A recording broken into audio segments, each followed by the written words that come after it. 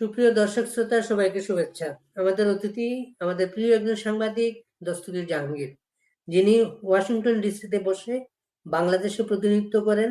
বাংলাদেশের অনেক মানুষের না বলা কথাগুলা তুলে ধরেন স্টেট ডিপার্টমেন্টে এবং নিজেও অনলাইনে প্রোগ্রাম করেন। দস্তগীর, আপনাকে শুভেচ্ছা। বজলুল বাড়ি ভাই, আপনাকে অসংখ্য ধন্যবাদ। আপনি অস্ট্রেলিয়া বসে বাংলাদেশের এই দুঃসময়ে দুর্দিনে যে কাজ করে যাচ্ছেন, আপনাকে আমাদের পক্ষ থেকে স্যালুট। আমরা সবাই মিলে এই কাজগুলো করার চেষ্টা করছি। এটা বিবেকের তাড়নায় সবাই আমরা কাজকর্ম করি, এর ফাঁকে সময় বের করার চেষ্টা করি। দস্তগীর, আমরা একটা কথা শুরু করি। আপনি যেহেতু বাইরে থেকে কাজ করেন এবং খুব আলোচিত একটা বিষয়, দুটো রিপোর্ট পর বিবিসির রিপোর্ট প্লাস হচ্ছে আল জাজিরার রিপোর্ট, এই দুটো রিপোর্টকে আপনি কিভাবে দেখেন? বিষয়টা হলো যে আমরা ওই বিষয়টা বিশ্লেষণ করার আগে আরেকটা যে বিষয়গুলো আমাদেরকে আসলে তুলে ধরতে হবে, যে সেটা হলো মূলত গত 11 মাস বলেন আর 12 মাসের পর পড়লো এই সরকার। সেই সরকারের প্রতিদিনই এমন এমন কিছু ঘটনাগুলো সামনে নিয়ে আসছে, যে বিষয়গুলো আমরা আসলে যারা বিশ্লেষণ করি, আমি আল জাজিরার কথাও বলছি না, বিবিসির কথা বলছি না, আমরা যারা বিশ্লেষণ করি আমাদেরই আসলে এত বেশি তথ্য বা খোরাক চলে আসে কথা বলার বা বিশ্লেষণ করার, আমরা খেয়ে হারে ফেলি। কিন্তু মৌলিক বিষয় যেটা, সেটা হলো যে বাংলাদেশে ইতিমধ্যে এটা প্রমাণ হয়ে গেল 16ই জুলাইয়ে, যে বাংলাদেশে আসলে যেই ক্ষমতার পট পরিবর্তন তার সার্বিক সহযোগী, আপনি এটাও বলতে পারেন যে একদম যে ঠিকাদার হলো বাংলাদেশ আর্মি। না হলে 16ই জুলাই বিষয়টা নিয়ে আমি প্রথমেই আপনার প্রশ্নকে অ্যাভয়েড করেই আমি এই কথাটা এইভাবে তুলছি, এই জন্যে কারণ এই কথাটা এখনো তেমন করে বড় করে বিশ্লেষণ করা হচ্ছে না আমাদের গণমাধ্যমে, আমাদের ভাষায়, আমাদের কথায়। 16ই জুলাই আমার গোপালগঞ্জে তারা মার্চ টু গোপালগঞ্জ ডিক্লার করলো, যদিও তারা অন্য জায়গায় বলছে পথসভা বা অন্য কোনো নামে। কিন্তু এই যে কয়েকজন আমি বলবো যে যাদের এখনো রাজনৈতিক পরিপক্কতা দূরের কথাই, পড়াশোনার পরিপক্কতাও আসেনি, এই কয়েকজনকে মিলিটারি সাঁজোয়া যান দিয়ে, সরকারের সমস্ত প্রোটোকল দিয়ে, তাদের সামনে এবং পিছনে করে পাহারা দিয়ে তাদেরকে নিয়ে গিয়ে বাংলাদেশের প্রত্যন্ত অঞ্চলে যে একটা নতুন পার্টির জন্য চেষ্টা করা হচ্ছে রাষ্ট্রীয় পৃষ্ঠপোষকতায়, সেটা দিয়ে প্রমাণিত হলো যে এই মিলিটারি আসলে সমস্ত ক্ষমতার উৎস বর্তমান ডক্টর ইউনূসের।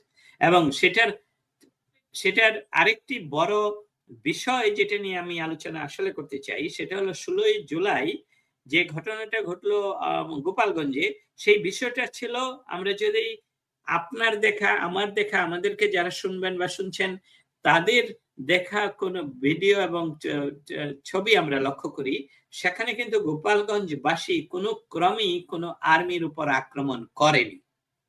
আই রিপিট, কোন আর্মি বাংলাদেশের সশস্ত্র বাহিনীর উপর সেখানে গোপালগঞ্জবাসী আক্রমণ করেনি। অথচ বলা হচ্ছে যে সেখানে গন্ডগোল হয়েছে, যেটা পাকিস্তানের সাথে আমাদের স্বাধীনতা সংগ্রামকে অনেকে গন্ডগোল বলা হয়েছে, সেখানে আক্রমণ করা হয়েছে। ওকে, তাহলে কে কাকে আক্রমণ করলো, কে কোন বিষয়টাকে আক্রমণ করলো? সেখানে একটি রাজনৈতিক নতুন একটি দলের তথাকথিত কয়েকজন, যাদেরকে আমরা অনেক সময় বলতে পারি যে তারা রাজনৈতিক পরিপক্কতার অভাব, পড়াশোনার অভাব, সেই কয়েকজন গিয়ে বাংলাদেশের স্থপতির জন্মস্থানে গিয়ে তারকে নিয়ে কটূক্তি করা, তাকে নিয়ে বিভিন্ন ধরনের কথা বলা, যেসবগুলি খুবই অসম্মানজনক, সেখানে স্থানীয় মানুষেরা সেই সভা পণ্ড করে দেয়। আমি সুস্পষ্টভাবে বলছি, সেই সভা সেখানে তারা স্থানীয় মানুষেরা পণ্ড করে দেয়। সেখানে কিন্তু দেখবেন ওই ভিডিওগুলোতে যদি আমরা লক্ষ্য করি, সেখানে দেখবেন যে সেখানে ওই লাল রঙিন চেয়ারগুলো উঠছে, কিন্তু একজনকে আরেকজনকে মারছে না, একজনকে আরেকজনকে থেতলে দিচ্ছে না পাথর দিয়ে, একজনকে আরেকজন গুলি করছে না, কিন্তু সেখানে তারা যে বাইরে থেকে আর্মি প্রোটেকশনে যে মানুষগুলোকে নিয়ে গেল আর যে স্থানীয় কয়েকজন গুন্ডাকে যে সামনে বসালো, এছাড়া সমস্ত চেয়ার গুলো কিন্তু খালি ছিল। অতএব সেখানে স্থানীয় মানুষরা তো অংশগ্রহণই করেনি। সেই মানুষেরা তারা যখন বঙ্গবন্ধুর প্রতি তাদের কটূক্তি করে তখন সভা পণ্ড করে দেয়। আমি এটাকে মেনশন করতে চাই, সভা পণ্ড করে দেয়া যদি বাংলাদেশের কোনো আইন দ্বারা এটা শাস্তিযোগ্য অপরাধ হয়ে থাকে, সেটা কোর্টে চালান হবে এবং কোর্ট এটার বিচার দেবে। মিলিটারি কেন গুলি চালালো? আর্মি কেন গুলি চালালো?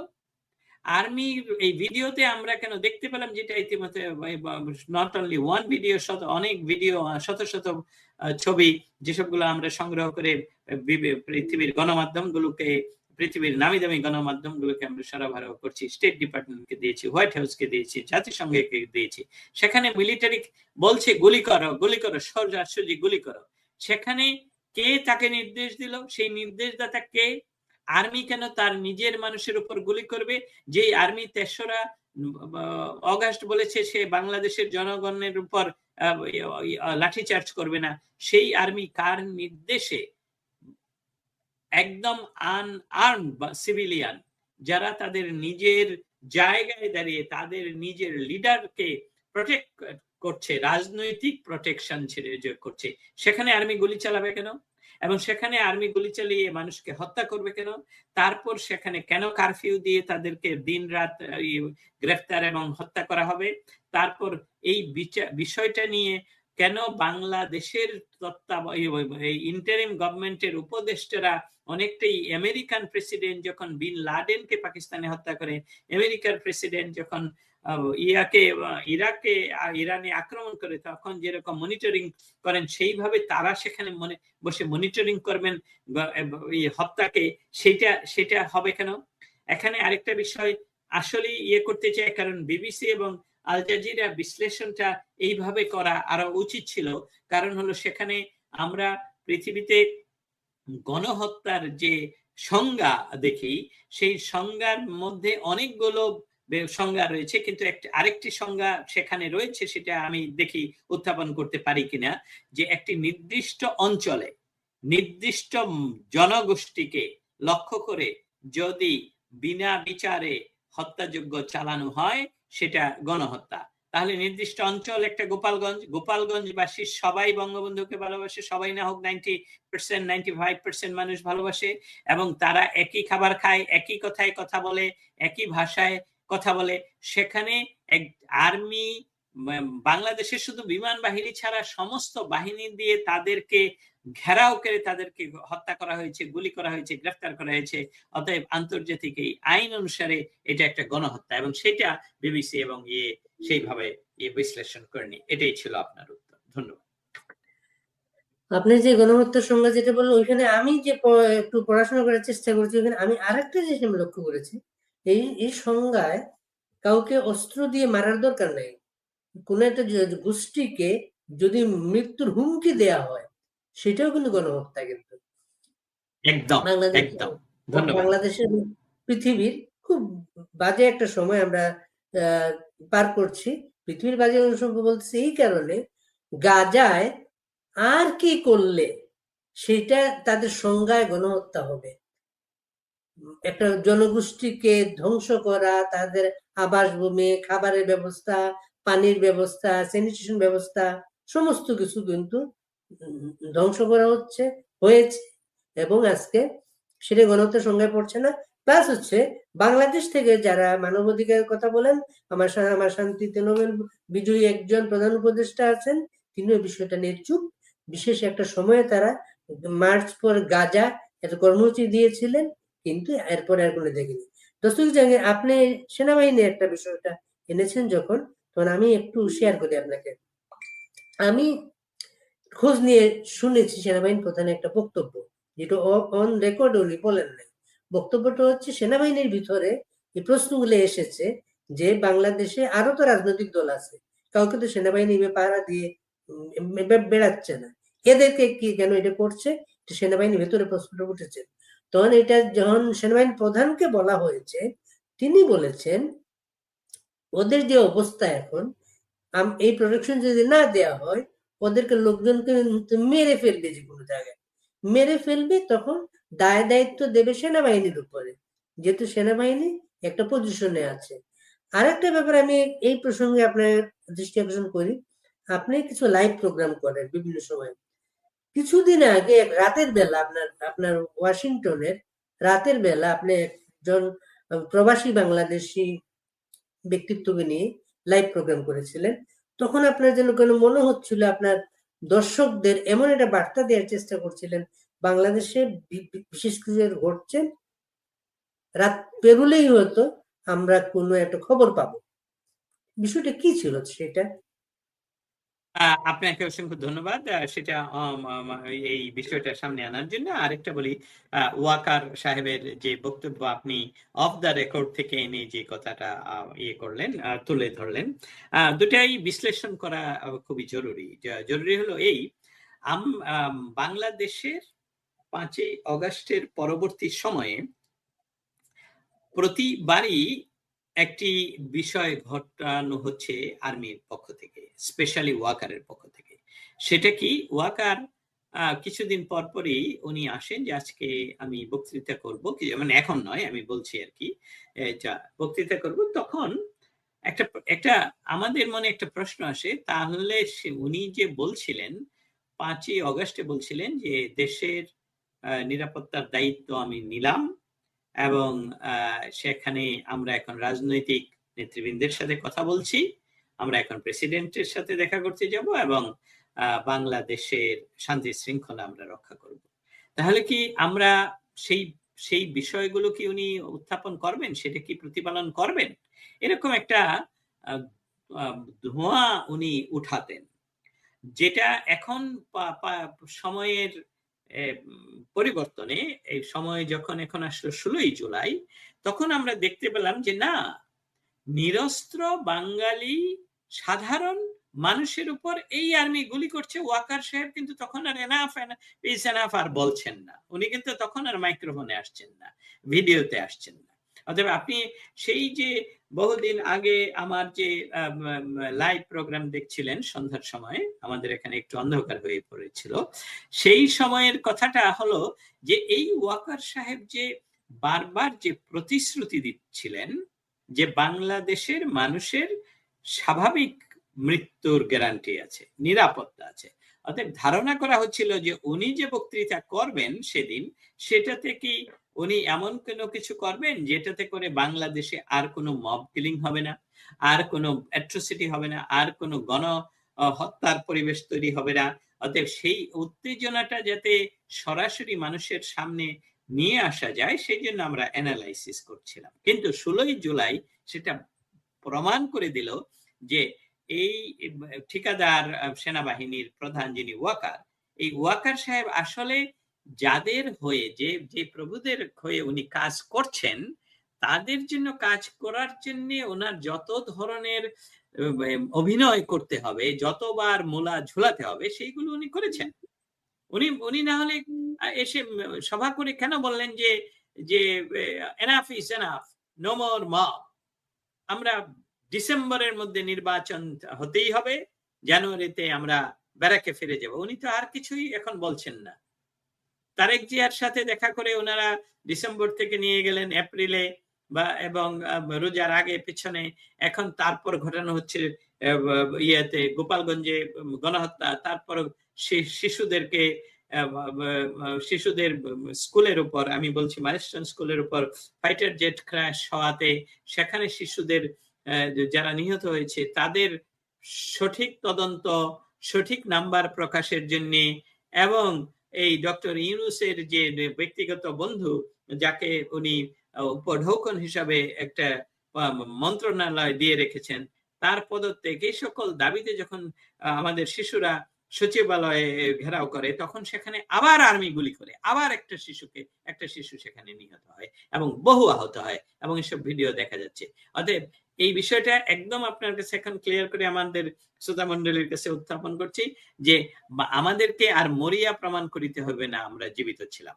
এই যে তিনি এই আর্মি প্রধান তা উনি উনি আপনি যে কথাটা অফ দ্য রেকর্ড থেকে এনে বলছেন যে কেন পাহারা দিচ্ছেন, এটা কত বড় আমি বলবো যে আহ, এই যুক্তিটা আসলে কোন কোন নিয়মে খাটে যে তাদেরকে মেরে ফেলবে, অর্থাৎ তাদেরকে রক্ষা করতে পুরা গোপালগঞ্জবাসীকে গুলি করতে হবে।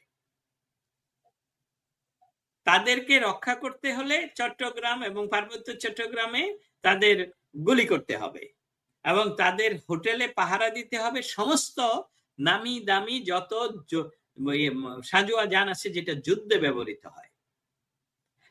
এদেরকে তো আপনারা পাকিস্তানি মিলিটারি যেই ফর্মুলাতে তাদের দেশ শাসন করে, একবার ইমরান খানকে নিয়ে আসে, আরেকজনকে নিয়ে আসে, এখন আরেকটাকে নিয়ে আসে, নির্বাচনের মাধ্যমে ক্ষমতায় বসায় এবং ক্ষমতায় বসে তাদেরকে কাউকে কিন্তু 5 বছর কভার করতে দেয় না।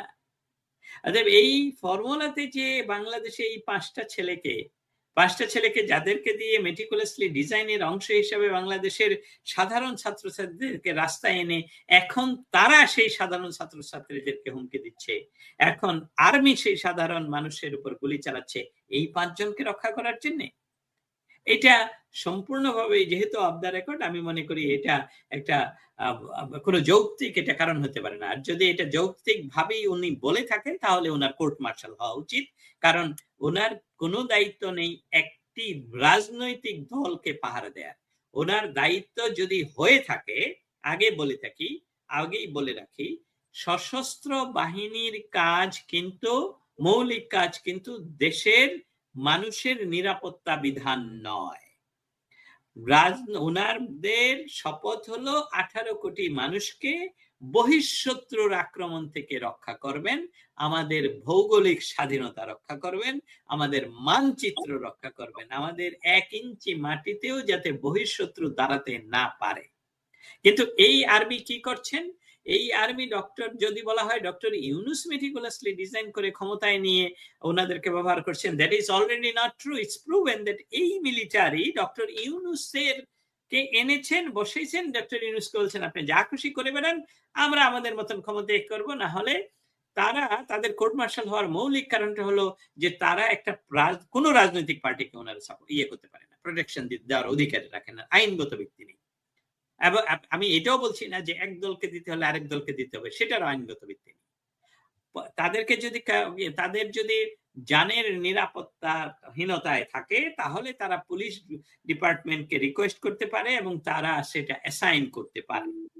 তা বাংলাদেশে এখন প্রাইভেট সিকিউরিটি পাওয়া যায় আমেরিকার মতন, সেখানে তাদের যেহেতু হাজার হাজার কোটি টাকা এখন তাদের মূলধন, তারা পার্সোনাল সিকিউরিটি ব্যবস্থা নিয়োগ করতে পারে নিজস্ব ভাড়া দিয়ে। এমনকি পুলিশ বা আমেরিকাতে পুলিশকে আপনি টাকা দিয়ে ঘন্টা হিসাবে পাহারায় রাখতে পারেন, কিন্তু আর্মিকে নয়। এটা মনে রাখতে হবে, আর্মি হলো বহিঃশত্রু আমাদের সম্পদ, যে সম্পদ কাজে লাগবে বহিঃশত্রুর আক্রমণ থেকে দেশকে রক্ষা করার, এবং তারা এই কয়েকজনকে রক্ষা করতে আমাদের জনগণের উপর গুলি করেছেন। সেটা গোপালগঞ্জ কোনো বিচ্ছিন্ন বাংলাদেশি জায়গা নয়, অন্য দেশের জায়গা নয়। গোপালগঞ্জ বাংলাদেশের অংশ এবং বাংলাদেশের স্বাধিকার আন্দোলনের পথিকৃৎ, যার নেতৃত্বে বাংলাদেশ তৈরি হয়েছে, বঙ্গবন্ধু শেখ মুজিবুর রহমানের জন্মস্থান।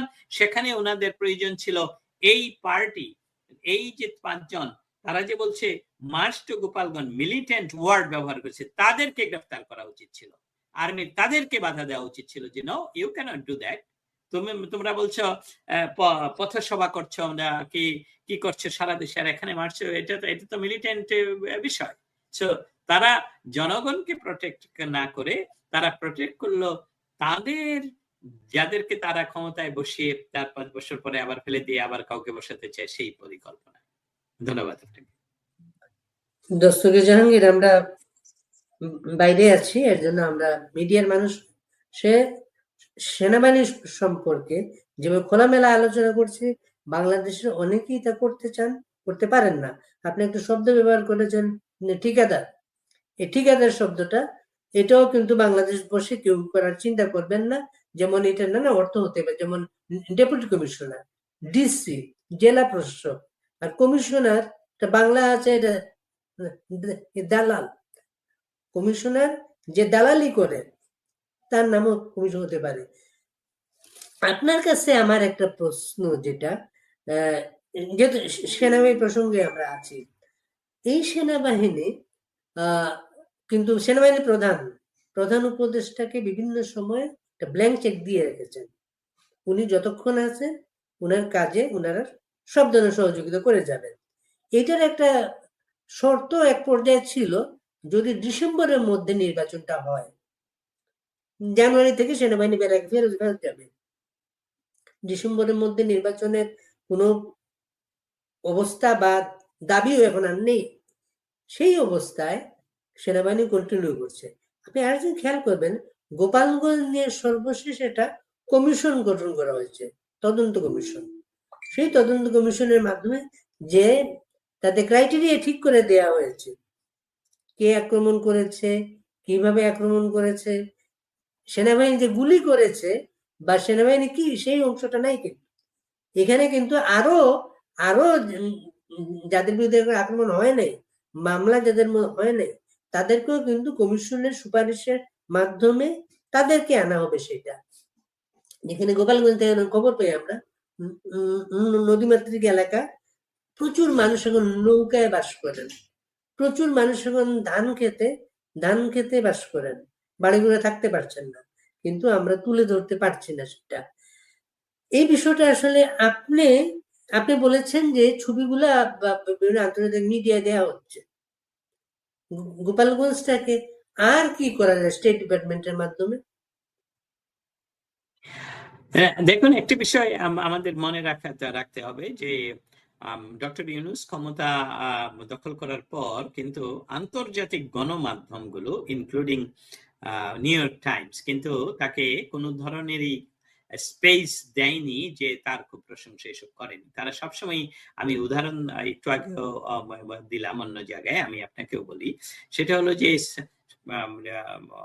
অগাস্ট মাসে উনি ক্ষমতা দখল করলেন, সেপ্টেম্বর মাসে উনি আসলেন জাতিসংঘে নিউ ইয়র্কে। সেখানে উনি গদগদ হয়ে তার নেটওয়ার্কিং পাওয়ার দেখানোর জন্য উনি নিজেই গেলেন সদর দপ্তরে নিউ ইয়র্ক টাইমসের, এবং সেখানে সাংবাদিকের করা প্রশ্নের উত্তরে উনি কিন্তু নির্দ্বিধায় মিথ্যা কথা বললেন। এবং সেই সাংবাদিক পরপর 3 বার ওনাকে জিজ্ঞেস করেন যে বাংলাদেশে মব কিলিং হচ্ছে, আপনার ইন্টারিম সরকার এর জন্য কি করছে? উনি বলছেন না, এটা সত্য কথা নয়, এরকম কিছু হচ্ছে না, পরাজিত যারা ক্ষমতায় ছিল স্বৈরাচার, তারা দেশ থেকে পালিয়ে গেছে, এখন দেশে শান্তি বিরাজ করছে, সমস্ত ঠিক আছে। ওই ভদ্রমহিলা আবার বললেন যে আমাদের কাছে রিপোর্ট আছে যে বাংলাদেশে মব কিলিং হচ্ছে। আমার প্রশ্ন আপনার কাছে এইভাবে রিপিট করলেন, তো উনি আবারও বললেন যে না। তারপরে উনি ফাইনালি বললেন যে আমার কাছে আছে প্রমাণ যে বাংলাদেশে মব কিলিং হচ্ছে, এই বিষয়ে আপনি বলুন। লোকটা বললো যে এটা অতিরঞ্জিত। তা আমি এই কথাটা এখন কেন বললাম যে আন্তর্জাতিক গণমাধ্যম, আপনি দেখেন ব্রিটেনে সে যখন গেল, সে যে ইন্টারভিউ দিল, সেই ইন্টারভিউ সে তার প্রচার ব্যবস্থা এক ধরনের বলে, যখন আমরা দেখলাম রিয়েল ইন্টারভিউ তখন দেখা গেল যে তাকে তুলোধনা করা হলো এবং তাকে সরাসরি বলা হলো যে বাংলাদেশে যদি গণতান্ত্রিক পরিবেশ আনতে চান তাহলে তো আওয়ামী লীগকে বাদ দিয়ে আপনি নির্বাচন করবেন, এটাকে গণতান্ত্রিক পরিবেশের জন্য এখানে। সেই কথাগুলো তার যে প্রেস ইয়ে আছে সেখান থেকে বলা হচ্ছে না। এইগুলো গণমাধ্যম, আন্তর্জাতিক গণমাধ্যম কিন্তু তাকে চোখে রাখছে আমাদের কারণেই শুধু নয়, তাদের নিজস্ব ব্যবস্থাও রয়েছে বাংলাদেশে। কিন্তু বাংলাদেশের সাধারণ মানুষ ছাড়া তো আমাদের কাছে নিউজ ভিডিও গুলো আসে না, কারণ গণমাধ্যমে তো আসছে না। আপনাকে এটা উদাহরণ দেওয়াই সম্ভব, যখন ঢাকাতে মন্দির ভেঙে দেওয়া হলো ওই বুলডোজার দিয়ে, সেখানে আমার মনে হয় যমুনা টেলিভিশনের একজন রাস্তায় রিপোর্টার, সে যখন তারপরে দোল যাত্রায় তাকে যখন জিজ্ঞেস করা হলো যে আপনারা কেমন আছেন, কি করছেন, সেই ভদ্রমহিলা পরপর উনি ইয়ের কথা বলা শুরু করলেন যে আমাদের মন্দির ভেঙে দেওয়া হচ্ছে, অমুক তমুক দেওয়া হচ্ছে। এই রিপোর্টারের বডি ল্যাঙ্গুয়েজ যদি দেখেন, সে দ্রুততম সময়ে কথা চেঞ্জ করে সে ঘুরে অন্যদিকে গিয়ে এই লাইভ বন্ধ করে দেয়। আর তার চেহারা দেখলে, তার সন্ত্রস্ত অবস্থা দেখলে, যে তাকে তো এখন এই মহিলাকে যে কথা বলতে দেওয়া হলো এটার জন্য তার চাকরি যাবে, জেল হবে, এমনকি মব কিলিং হবে। এবং সেই সাথে আরেকটা বিষয় দেখা যাচ্ছিল, যিনি উপস্থাপিকা স্টুডিওতে আছেন তিনিও দ্রুততম সময়ে কথা বলে অন্যদিকে চলে যাচ্ছেন, কারণ তারও অবস্থা খারাপ হবে।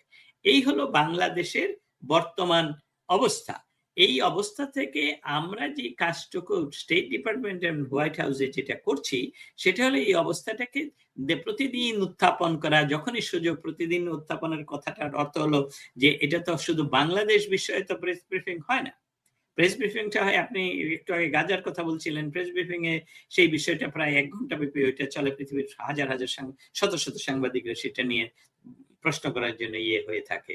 তো সেখানে এই বাংলাদেশ বিষয়গুলো তাদের কে দেয়া এবং এই বিষয়গুলো যে হচ্ছে যে এই যে মিলিটারি যে গুলি করলো, আমার যে লিখিত প্রশ্ন উত্থাপন করা হয়েছে যে বাংলাদেশের এই আর্মি জাতিসংঘের শান্তি বাহিনী হিসাবে বিভিন্ন দেশে গিয়ে শান্তি রক্ষার কাজ করেন।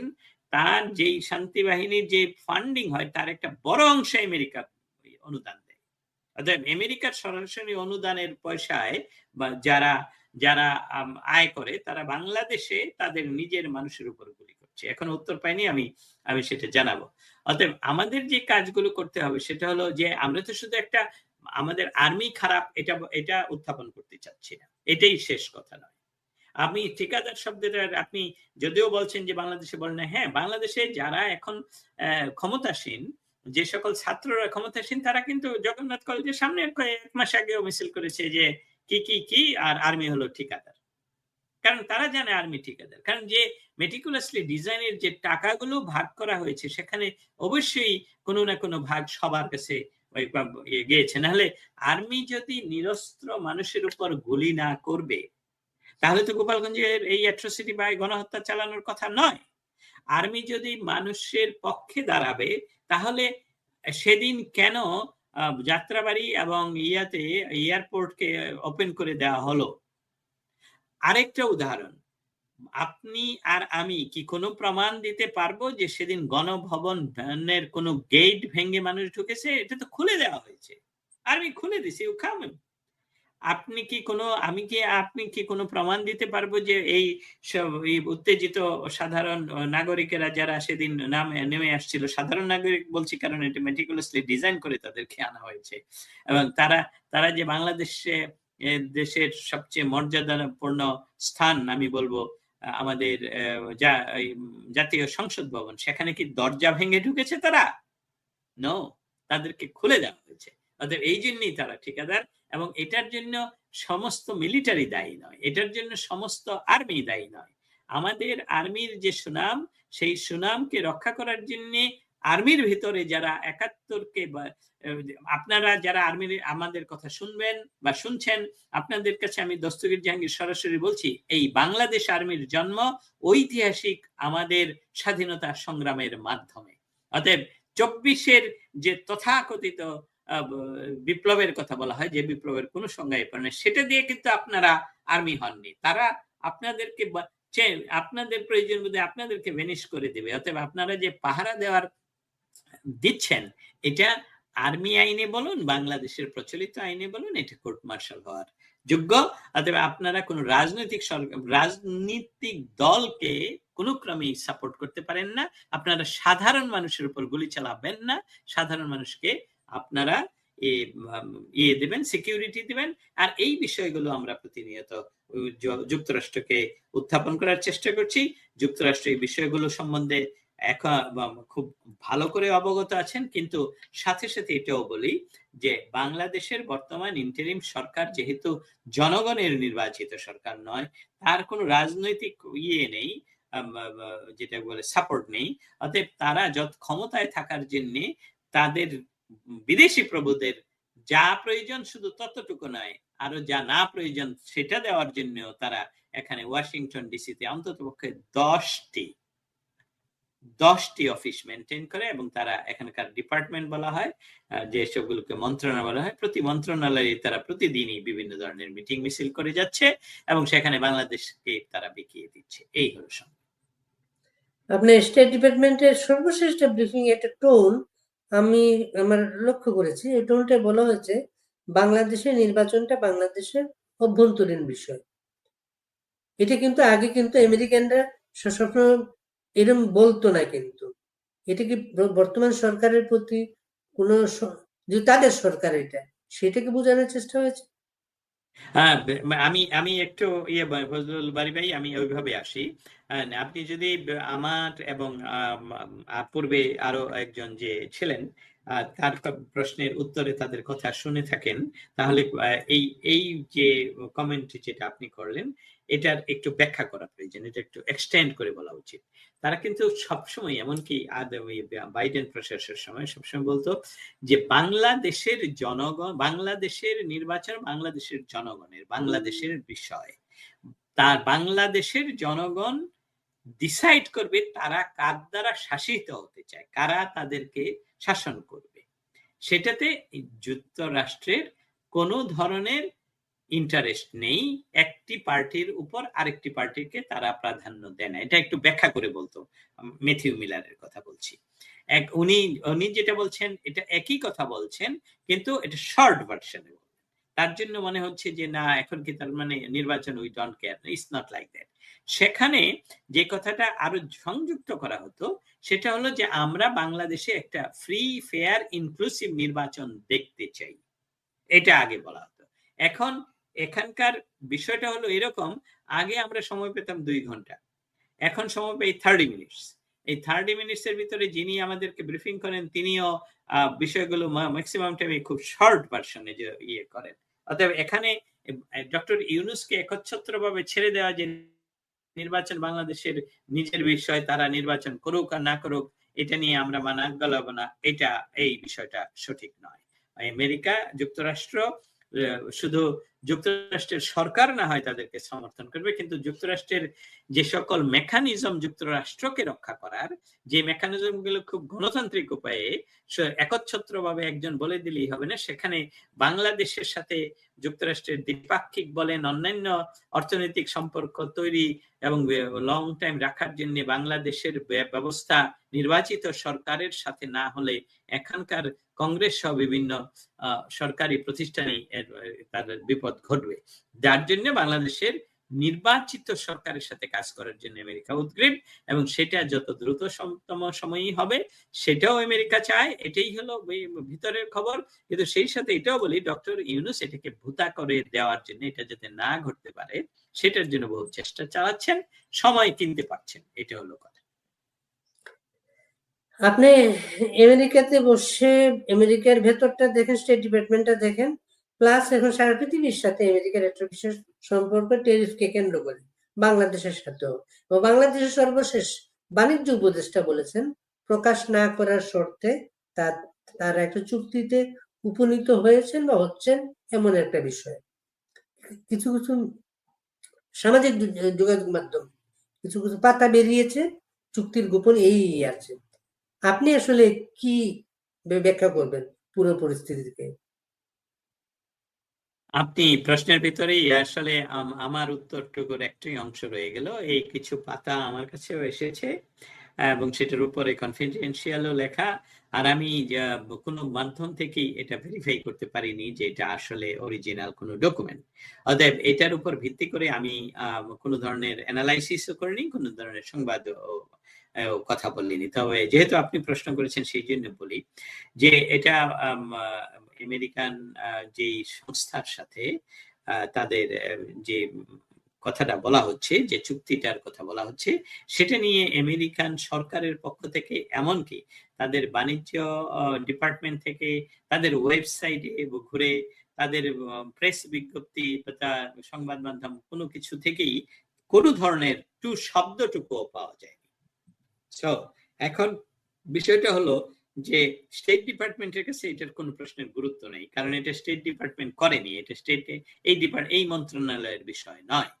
অতএব যেই মন্ত্রণালয় নয়, শুধু না, সেটা ট্রেড কমিশন বোধহয়, আমি যদি ভুল না বলে থাকি, তা সেই কমিশনের আমি ওয়েবসাইট ঘুরে দেখলাম যে বাংলাদেশের লেটেস্ট যে সকল চুক্তির উল্লেখ সেখানে আছে, সেটা এই মাসের এই কোন সময়ের জন্য নয়।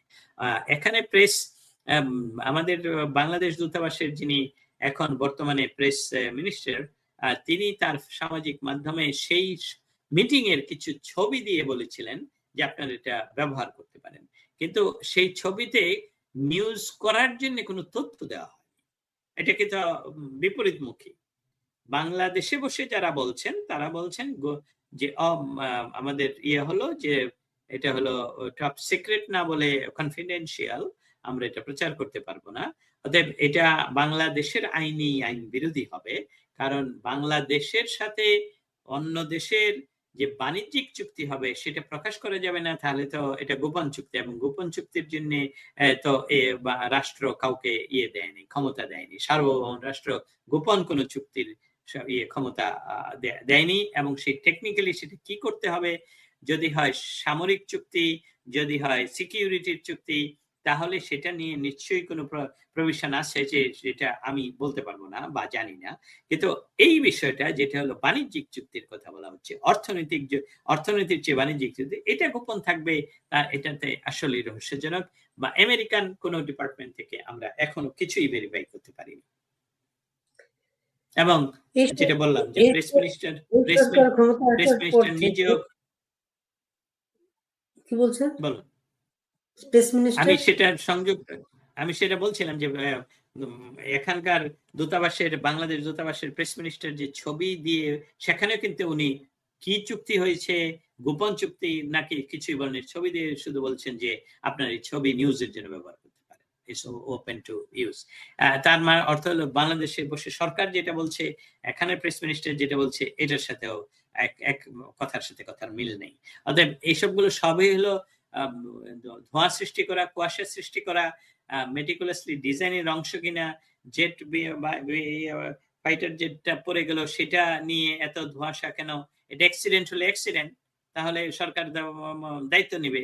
আর অ্যাক্সিডেন্ট না হলে, এটা যদি ইয়ে হয়ে থাকে, সমস্ত কিছুই একটা এমন একটা ধোঁয়াশা সৃষ্টি করা হচ্ছে, যাতে করে নির্বাচন, এখন যেহেতু ডিসেম্বরের কথা আর বলাই হচ্ছে না, নির্বাচন আদৌ হবে কিনা, আর হলে আর্মি যেভাবে কাজ করছে তাতে আমার কাছে মনে হচ্ছে যে এই আর্মি এই কয়েকটা ছেলেকেই বাংলাদেশে ক্ষমতায় বসাবে, আর পিছন থেকে, কারণ এদের তো অন্য কোনো পাওয়ার নেই, এদের তো জনগণের পাওয়ার নেই। ওদের প্রয়োজন ক্ষমতা বসানো, আর্মি পিছন থেকে দেশ চালাবে পাকিস্তানি পন্থায়। এটা হলো আমার ধারণা। ধন্যবাদ। বাংলাদেশের আগের সরকারের আমলে নানা কথাবার্তার মূল কথা ছিল বাংলাদেশটা ভারতের পকেট হয়ে গেল, বাংলাদেশ ভারতকে নানা কিছু দিয়ে দিল। এখনকার সরকার আমলে এই বিষয়টা ভারত শব্দটার জায়গায় এটা আমেরিকার শব্দটা এখানে। আমেরিকাকে বন্দর দেওয়া হচ্ছে, আমেরিকাকে করিডোর দেওয়া হচ্ছে, আমেরিকাকে সেন্ট মার্টিনের বিষয়। সর্বশেষ নৌ উপদেষ্টা, যিনি যথাযথ বক্তব্য দেওয়ার জন্য বেশ প্রশংসিত হতেন এক সময়, তিনি বলেছেন আমাদের সামর্থ্য আছে, কিন্তু আন্তর্জাতিক সম্পর্কের জন্য বন্দর আন্তর্জাতিক এক সংস্থাকে দেয়া বাংলাদেশের জন্য ভালো। এই বিষয়টা আপনি কিভাবে দেখেন? এটা আপনি যে কথাটা বললেন প্রশ্নের প্রারম্ভে, সেটা বলি, সেখান থেকে আসবো এই বন্দরের বিষয়টা। ভারতের সাথে আগে যে কথাটা আপনি বললেন যে ভারতের সাথে, এটা একটা প্রচন্ড প্রপাগান্ডা বাংলাদেশে ছিল। এবং এমনকি এই যিনি নজরুল, তার আসলে নাম আসিফ নজরুল নয়, এটা তার পিতা, সে এটা গ্রহণ করা নাম নয়, নজরুল ইসলাম। এই তথাকথিত আইনের শিক্ষক, উনি আসলে আইন, অথবা বাংলাদেশের আইনের কোডিং গুলি জানেন, মানে আইনটা জানেন, কিন্তু আইন জানতে হলে আইনের থিওরি অফ ল জানতে হবে। উনি থিওরি অফ ল যদি জানতেন, তাহলে এতগুলো সাংবাদিককে, এতগুলো মানুষকে ফেব্রিকেটেড মিথ্যা মামলায় এতদিন যে জেলে রাখা আইন পরিপন্থী, সেই বেসিকটাই তো উনি জানেন। একটা মানুষকে আপনি এত লম্বা সময়, এটা কমন লতেও পারবেন না, এটা সিভিল লতেও পারবেন না। তাতে এই ইয়াগুলো, যেটা প্রপাগান্ডা, সে নিজেও এক সময় 26 লক্ষ বা 24 লক্ষ হোয়াটএভার নাম্বার ভারতীয়রা বাংলাদেশে কাজ করে, সেটা এখন তারা ক্ষমতায়, কোথায় সেই ভারতীয়রা? বাংলাদেশের সাথে ভারতের গোলামী চুক্তি, কোথায় সেই চুক্তিগুলো? আপনারা তো প্রকাশ করতে পারছেন না। আপনারা এত প্রপাগান্ডা চালালেন যে শেখ হাসিনা সরকারের সময়, যে বাংলাদেশের উপর ট্রানজিট, বাংলাদেশকে ব্যবহার করে ভারত সমস্ত কিছু করছে, কিন্তু এখন দেখা গেল উল্টা, যে ভারত তাদের ট্রানজিট বন্ধ করে দিচ্ছে, যেটা আওয়ামী লীগ সরকারের কেউ আসলে প্রচারই করেনি। ভারতের উপর দিয়ে বাংলাদেশের সব সামগ্রী যেত, এক্সপোর্ট হতো, সেসবগুলোর কথা বলা হয়নি। আচ্ছা, বাংলাদেশের মানুষকে রাস্তায় রেখে উত্তেজিত রাখার জন্য ডক্টর ইউনূসের মুখ দিয়ে ডক্টর ইউনূস বারবার সেভেন সিস্টার, ভারত বিরোধী বহু কথা বললেন। গত 4 মাস ধরে কিন্তু ওনারা আর ভারত বিরোধী কথা বলছেন না। প্রপাগান্ডা ছিল শেখ হাসিনা ইলিশ দিয়ে দেয়, ম্যাঙ্গো দিয়ে দেয়, সমস্ত কিছু। এখন আপনারা ম্যাঙ্গো, ইলিশ, শাড়ি সবই দিচ্ছেন। তার অর্থ কি? এটা সম্পূর্ণভাবে রাজনৈতিক প্রপাগান্ডা। এবং সেখানে এখন যেটা বলা, আপনি যেটা তুলনা করলেন যে একটা আমরা দেশের কথা, আমেরিকা যুক্তরাষ্ট্র ইন্দো প্যাসিফিক জোনে তাদের অবস্থান সুরক্ষিত করার জন্য, আমেরিকার সিকিউরিটির জন্য তারা যা প্রয়োজন তাই করবে, ফুল স্টপ।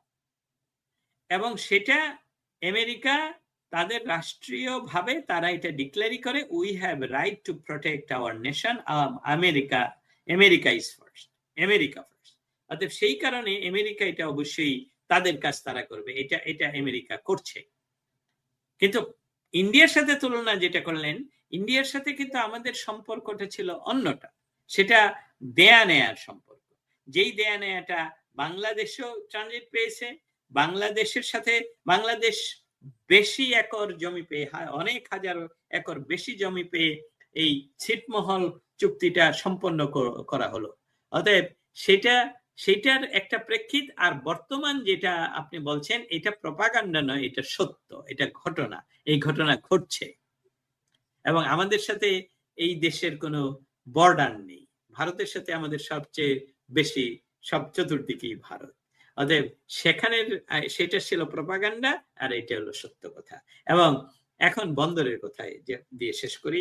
বন্দর হলো আমাদের পৃথিবীর, আমেরিকা দেখুন, আমেরিকা, ব্রিটেন, এমনকি ভারত, অন্য দেশের একটা টেকনোলজিকে, নতুন কোন ডিভাইস তার দেশে আসবে কিনা সেটা তারা পরীক্ষা নিরীক্ষা করে তারপর অ্যাপ্রুভ করে যে এটা আমার দেশে ব্যবহার করা যাবে। বন্দর হলো একটা দেশের, মনে করেন একটা বিরাট জায়গা, যেখান থেকে, যেই জায়গাটাকে শরীরের যদি তুলনা করেন, যেখানে আপনার সবচেয়ে বেশি প্রভাবিত হয় রক্ত, একটা দেশের অর্থনীতির জন্য, আমদানির জন্য, প্রতিরক্ষার জন্য বন্দর হলো সবচেয়ে ইম্পর্টেন্ট। আমাদের 55 ইয়ার্স বাংলাদেশের, আমাদের একমাত্র আন্তর্জাতিক মানের বন্দরকে বিদেশির হাতে তুলে দেবেন, এটা সার্বভৌমত্ব বিরোধী। তাতে করে আমাদের প্রভুদের সাথে, বিদেশি প্রভুদের সাথে ভালো থাকার জন্য আমাদের সব যদি তাদেরকে দিয়েই দিতে হয়, তাহলে তো স্বাধীনতাটাও দিয়ে দেন।